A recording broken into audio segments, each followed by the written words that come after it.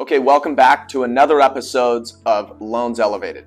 So if you're listening to the podcast, make sure you check out the YouTube video to look at the graphs I'll be speaking about today. But today what I'm talking about is what's expected with mortgage rates. Now we've seen mortgage rates increase a significant amount over the past, basically this entire year in 2022.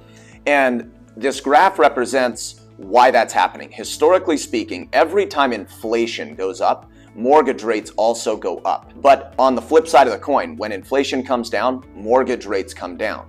So if you look at this graph, what you'll see is, and the market we're in today is very similar to the market we were in the late 70s, early 80s. So we're showing a graph with yellow highlighted sections to help show you the similarities of these two periods.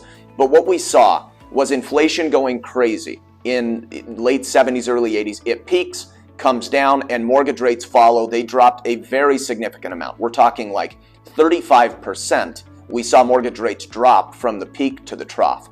This is a huge deal. And what you notice is in the graph, so the red line represents inflation.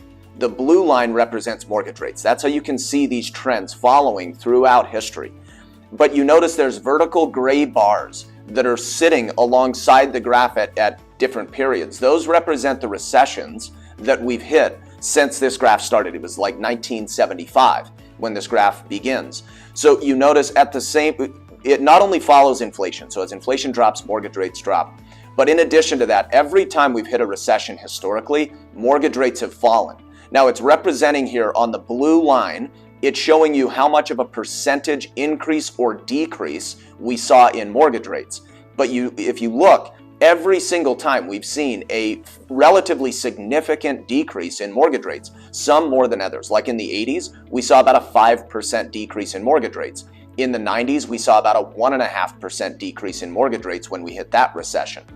This go-around is, like I said, very similar to the 80s. And so we're expecting a more extreme drop. However, one thing to be mindful of, I'm not saying we're going to drop 5% because rates don't even have the room to fall that much. They were up in the upper teens back in the 80s, but we are expecting a relatively significant drop. Like seeing something in the 1 to 2.5% range is not crazy to think about.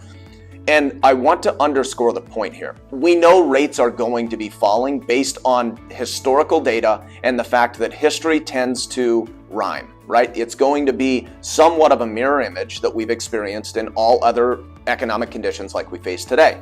Now, that does not mean you should be waiting to buy a home, because we've also seen at the same time rates going up this year, we've seen the market get much, much better for home buyers. It is far less competitive than we've seen in multiple years. So buyers today have an opportunity to actually negotiate for a deal, not just give the seller everything and anything they ask for, but you can go in and negotiate, get closing costs covered to help buy down the rate possibly. But it is a powerful time to be a buyer in the market with the increased inventory. And even though you'll be buying when you're locking in mortgage rates at a higher percentage point, as of like today, if you locked in a mortgage rate today, of course it's higher, but we're showing you the trends that show in relatively short time.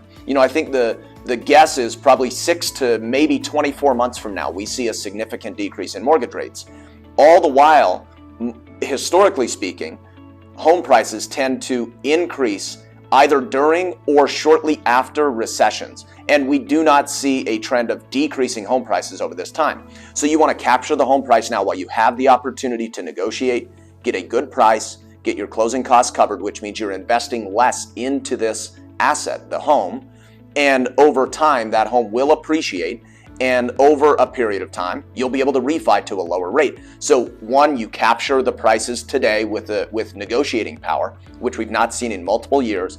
And two, you get to refinance and save likely hundreds of dollars per month with a refinance. If these trends hold true, hundreds of dollars per month in a refi, but you've locked in that home price. If you wait for rates to fall, we likely see a resurgence in buying activity, and it becomes highly competitive, and you no longer have that opportunity to score a good deal on a house. Although you get the good rate, you could get the good rate later and buy today to lock in that price. Now, this goes into a lot of depth, so I won't touch on it here.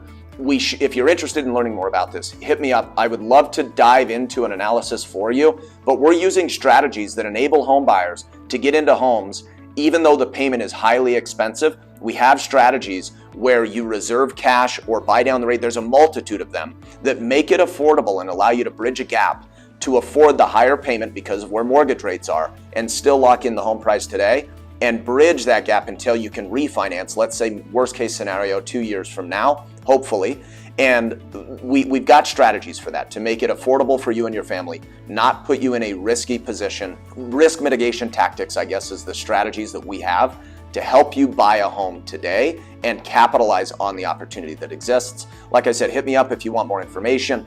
Follow us at Loans Elevated on all platforms. We go into depth on a ton of this stuff all the time, and I think it's very educational. Will help you make more informed decisions, not emotional decisions that are riddled with fear from what the media talks about. We have so many historical pieces of evidence that the media says you should not buy for some reason or another. Right now, high mortgage rates. They're saying it's a bad time to buy. Well, in 2015, they forecasted, and I could show you this article, they forecasted that we were in the biggest housing bubble since 2006. That was in 2015.